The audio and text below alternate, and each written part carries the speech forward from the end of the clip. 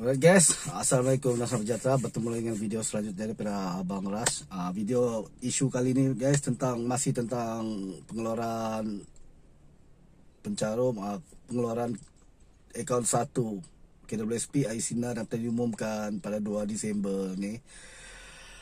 Pengumuman ni guys mengundang ketidakpuasan hati kepada pencarum-pencarum yang layak dengan yang tidak layak guys. Itu yang pelik guys. Yang layak pun orang cakap tidak berpuas hati, yang tidak layak lagi itu kita tahulah kenapa dia tidak berpuas hati, tapi yang layak pun tidak berpuas hati kenapa guys ya.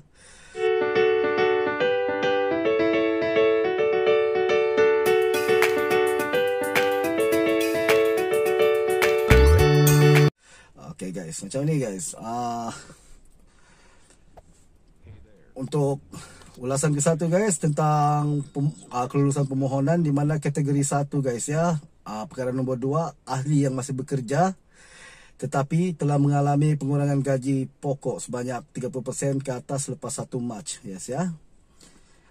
Tetapi pada kategori kedua guys juga ditulis di situ, kategori ini adalah untuk ahli yang masih bekerja tetapi mengalami pengurangan pendapatan keseluruhan sebanyak 30% ke atas termasuk OT, allowance dan pemotongan kerja lebih masa cakap ini bermula 1 Mac ya. Di mana untuk kategori 1 dan kedua ni hanya ada penambahan sedikit saja, tapi syaratnya lebih kurang perkara kedua tu dengan yang kategori kedua ni guys ya. Jadi ramai yang tidak berpuas hati dengan hal ni sebab orang cakap yang kategori 1 ni dipermudahkan, tapi kategori kedua ni pula kita perlu mengantar dokumen semua, padahal sebenarnya yang layak kategori 1 tu pun jika ikut kepada kategori kedua pun memang jadi banyak urusan juga sebenarnya.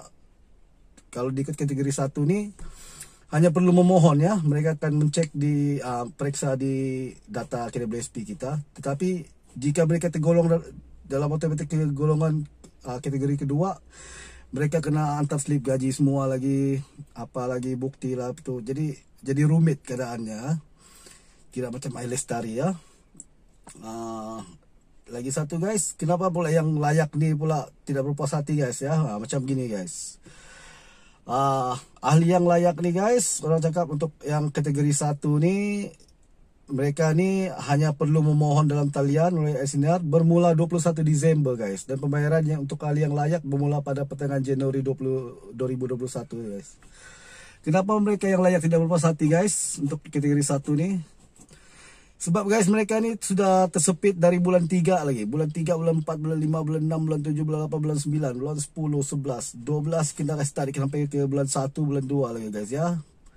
Jadi pembayaran untuk mereka ni, mereka terpaksa menunggu lagi, mengikat perut lagi. Mungkin ada di antara mereka yang balik-balik bagi alasan sudah untuk bayaran kereta ke atau bayaran rumah guys ya. Jadi memang mereka perlukan duit.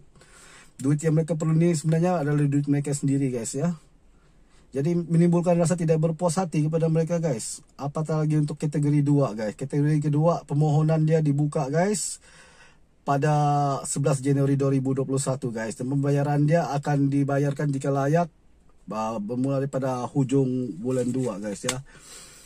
Jadi dalam tempoh ni macam-macam boleh berlaku guys ya. Bagi mereka yang tersepit, bagi mereka yang memerlukan modal, duit modal kan, untuk membeli motor kan, untuk buat Grab Food ke apa kan. Jadi beban sudah kepada mereka guys. Lagi satu tentang pembayaran ni guys ya.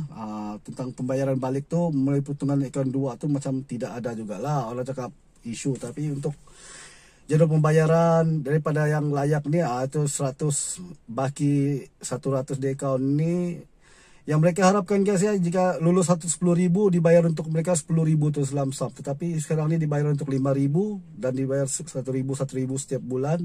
Begitu yang seterusnya guys ya. Jadi ini menimbulkan rasa tidak puas hati juga sebab mereka betul-betul perlukan duit tu untuk membayar seperti bayaran kereta semua ya. Jadi kita harap selepas ni lah guys ada sedikit lagi kelonggaran daripada KWSP untuk rakyat-rakyat yang inginkan mengambil duit mereka ni, memerlukan duit mereka ni kan. Memang betul lah simpanan KWSP ni untuk kita hari tua guys. Tetapi jika hari muda kita terdesak sudah guys, kita pun tidak tahu sampai tua atau tidak tahu umur kita pun tidak tahu kan.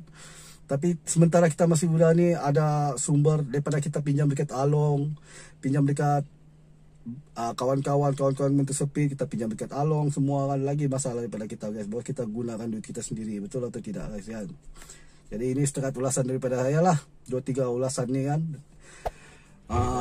Orang cakap ini pun ulasan ini daripada apa yang saya baca, daripada yang rungutan-rungutan pencarian lain lah, bukan diri saya sendiri guys kan. Jadi itu saja ulasannya untuk kali ini guys. Harap ada pertimbangan daripada KBSP guys ya. Yang penting guys, kita santai, tenang-tenang di posisi.